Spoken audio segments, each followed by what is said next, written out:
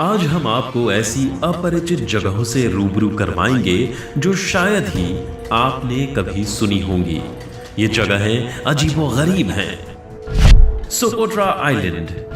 यहां पहुंचते ही आपको लगेगा कि आप किसी दूसरे ग्रह पर आ गए हैं, क्योंकि यहां की हर एक चीज ही अजीब है, चाहे वो पहाड़ हो, जीव जंतु हो या फिर पेड़ ही क्यों ना हो।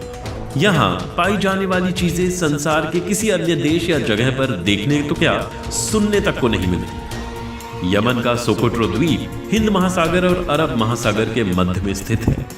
कई सालों तक तो लोग इसके बारे में जानते तक नहीं थे। इस द्वीप पर मात्र 40 लोग ही रहते हैं, और जब यहाँ के पेड़ों को देखते हैं तो ऐसा लगता है जैसे वे उल्टे लगते हुए हों। Bermuda triangle.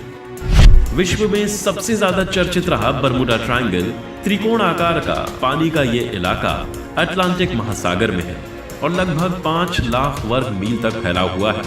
इसके बारे में कहा जाता है कि जब कोई विमान या पानी का जहाज इस जगह के ऊपर से जाता है तो वो अचानक गायब हो जाता है।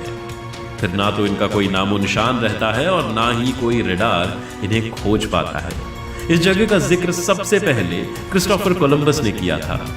उन्होंने 11 अक्टूबर 1492 में अपनी लॉगबुक में बताया कि जब वे उस जगह से गुजर रहे थे तो उन्होंने बरमूडा ट्रायंगल के एक क्षितिज पर कुछ अजीबोगरीब नाचती हुई रोशनी देखी थी।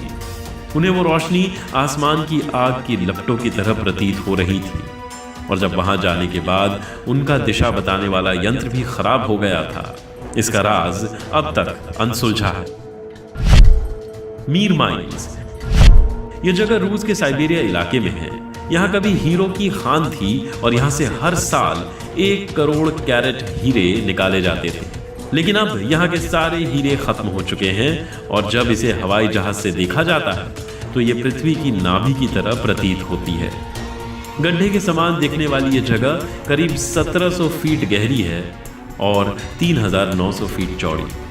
आज इस जगह के ऊपर के हिस्से को नो फ्लाइंग जोन घोषित किया जा चुका है, क्योंकि एक बार एक हेलीकॉप्टर चालक ने शिकायत की थी कि जब वो इस जगह के ऊपर से जा रहा था तो कोई अनदेखी शक्ति उसे अपनी तरफ खींच रही थी। Nazca lines drawing. जब पेरू के ऊपर से हवाई यात्रा की जाती है तो वहां के रेगिस्तान में अनेक ऐसे चित्र या ड्राइंग देखी जाती हैं जिन्हें देखकर ऐसा लगता है कि जरूर किसी बड़े चित्रकार ने उन्हें उस इलाके में बनाया था।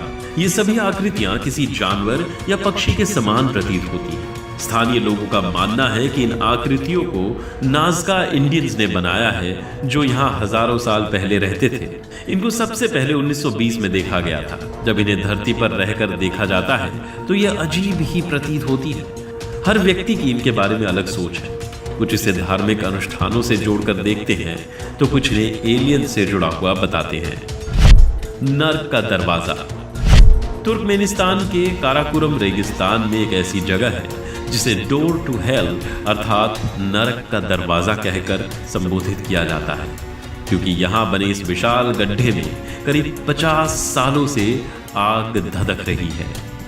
1971 में जब सोवियत के कुछ वैज्ञानिक यहां गैस के लिए खुदाई कर रहे थे तो अचानक ही यहां विस्फोट हुआ और इसमें से मीथेन गैस निकलने लगी, जो तेजी से आसपास फैलने लगी।